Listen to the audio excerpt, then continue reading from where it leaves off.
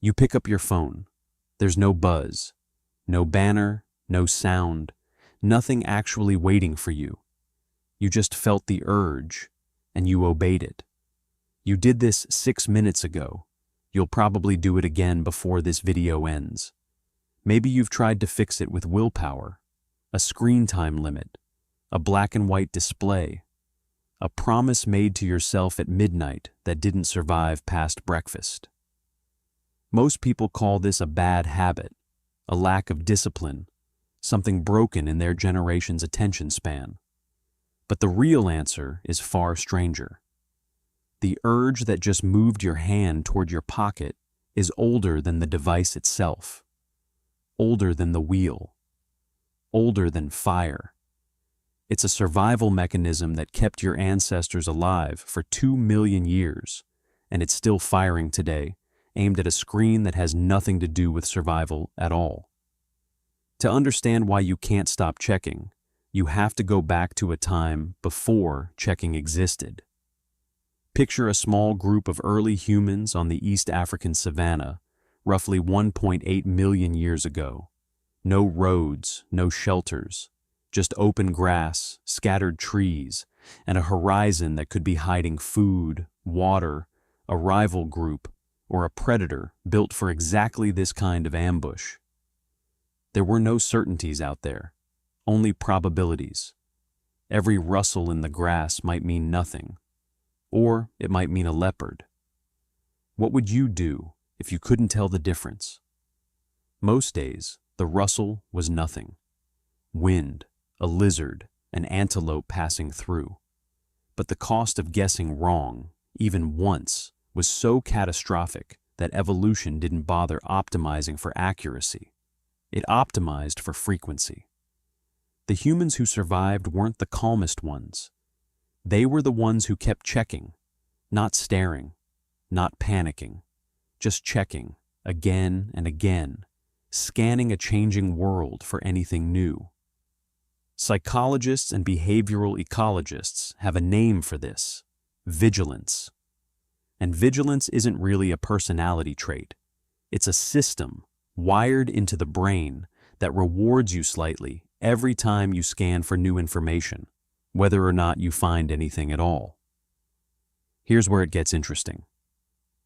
In the 1990s, a neuroscientist named Wolfram Schultz ran a series of experiments on dopamine, the brain chemical most people associate with pleasure.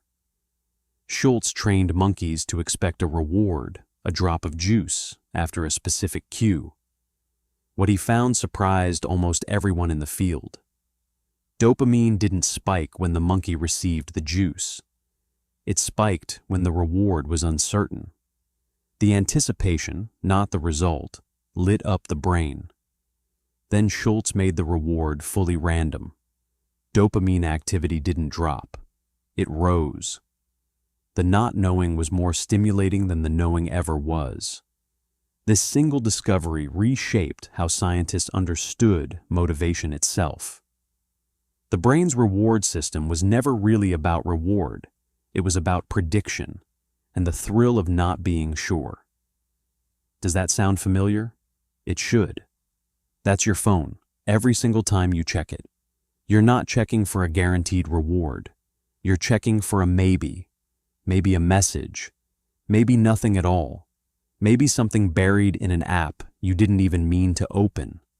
Your brain doesn't know what it will find, and that uncertainty is the entire engine. You're not addicted to your phone. You're addicted to the gap between reaching for it and finding out what's there. Decades before smartphones existed, a psychologist named B.F. Skinner discovered something almost identical, using pigeons and a wooden box that would later carry his name. Skinner gave the pigeons a lever to peck. When every peck produced food, they pecked steadily, then stopped once they were full. But when Skinner changed the rule, so food appeared only sometimes, on no fixed schedule, the pigeons pecked harder, faster, longer. Even after the food ran out completely, They kept pecking far past the point a well-fed pigeon ever would. Skinner called this a variable ratio reinforcement schedule. It remains one of the most powerful reward patterns known in behavioral science. It also happens to be the exact mechanism behind slot machines, social feeds, and the small red dot waiting on your apps right now. This is why an unpredictable feed keeps you scrolling longer than a predictable one ever could. Certainty, it turns out, is far less compelling than the possibility of something good around the next corner. There's another angle to this, one that explains why social apps in particular feel almost impossible to put down. For most of human history, survival didn't just depend on watching the landscape. It depended on watching each other. The British anthropologist Robin Dunbar has spent decades studying primate social behavior, and he argues that human language itself evolved largely as a tool for gossip, tracking who did what, who can be trusted, who broke an alliance, who's in trouble. Dunbar describes this social information as the glue that held small bands of humans together, because in a group of 50 or 100 people, knowing the social landscape mattered just as much as knowing the physical one. A predator could kill you quickly. A broken reputation or a bad alliance could kill you slowly by getting you excluded from the group that kept you fed and protected. So your brain evolved to crave updates on people, not just on terrain. Every time you open an app and scroll through what other people are doing, saying, or arguing about, you are running that exact same software, gossiping at the scale of thousands of strangers, and your brain still treats it as essential survival data. So, the real question isn't why you can't stop checking your phone. The question is, why would a brain shaped by 2 million years of unpredictable savanna and unpredictable people ever stop checking anything? Here's the counterintuitive twist almost nobody talks about. The urge to check was never really about reward at all. It was about information. Your ancestors weren't built to seek food or safety directly. They were built to seek the information that might lead to food or safety. A shift in wind direction, a new set of footprints near the water, a change in a rival group's behavior. Information was the resource every other resource depended on. Your brain still treats it that way, even when the information is a stranger's opinion on a video you'll forget by tomorrow. In 2017, a researcher named Adrian Ward, then at the University of Texas at Austin, ran a study that showed exactly how deep this goes. Participants completed tasks measuring working memory and problem solving. Some had their phones nearby, face down on the desk. Others had their phones in a separate room entirely. The people whose phones sat nearby, silenced and untouched, performed measurably worse.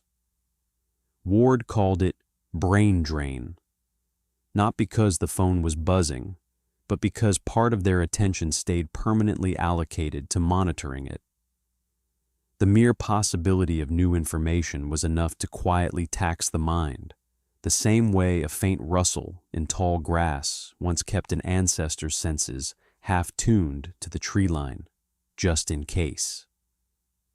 What does that tell you? You don't need a notification to be distracted. You don't even need to touch the phone. Your attention splits the moment uncertainty enters the room, because somewhere in the oldest part of your brain, uncertainty has always meant something simple. Pay attention here. This might matter. Now think about how often modern life manufactures that exact feeling, on purpose, at scale. An unread message count, a spinning loading icon, a someone is typing indicator, a preview of a text message, cut off mid-sentence, just long enough to create a question mark in your mind that has to be resolved. None of this existed for the brain you inherited, but all of it speaks that brain's native language fluently. Something is happening, and you don't know what yet. None of these technologies had to be designed this way. They were designed this way on purpose, often by people who had studied the same research on dopamine and uncertainty you're hearing about right now, and built it directly into the product. It would be easy, here, to call the phone the villain. But that framing misses something important. This isn't a malfunction. It's an ancient system operating exactly as designed, in an environment it was never designed for. Your nervous system can't actually tell the difference between a notification and a noise in the grass. Both register the same way, a possible change in the environment, worth a glance, just in case. The instinct that once helped your ancestors notice a predator before it was too late is the same instinct now pulling your eyes toward a screen that's been completely silent for 10 minutes. There's one more layer worth understanding, because it explains why checking itself, more than any single app, is the real habit. Behavioral ecologists studying how animals search for food describe something called patch foraging, an animal constantly, unconsciously calculating whether to keep searching where it is, or move to a new patch that might hold something better. Humans do something nearly identical with information. Every glance at a screen is a tiny foraging decision. Stay here or check somewhere else. It's the same calculation playing out when you finish scrolling one app and, almost without deciding to, open a completely different one, as if the first patch had been exhausted and a new one might hold something better. The platforms didn't invent this instinct. They simply built an environment with an endless number of patches to forage in, each one slightly different, each one possibly holding something better than the last. So when you reach for your phone with no real reason at all, you're not weak-willed. You're running software roughly 2 million years old, inside a world that changed faster than that software ever could. The same vigilance that once meant survival now means a thumb drifting toward a glass rectangle every few minutes, all day long, often before you've even noticed it happened. None of this means the urge is permanent or unchangeable. Brains that evolved to scan savannas can also learn new patterns, given enough time and enough friction. But it helps to know what you're actually working against. It isn't laziness. It isn't a lack of discipline summoned from nowhere. It's one of the oldest, most reliable circuits in the human brain, currently aimed at a target it was never built to handle. Knowing all of this doesn't make the urge disappear. It will probably still arrive later today, right on schedule, uninvited. But there's something useful in understanding where it actually comes from. It isn't a character flaw, showing up at the worst possible moment. It's a survival reflex, inherited from people who had to scan their world constantly just to make it to tomorrow, now expressing itself in the only environment it currently has. You pick up your phone again. There's still no buzz, no banner, no sound, nothing actually waiting for you.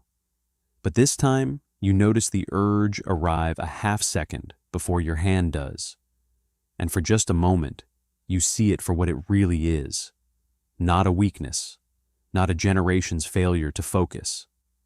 Just 2 million years of survival instinct, still scanning a horizon that no longer exists.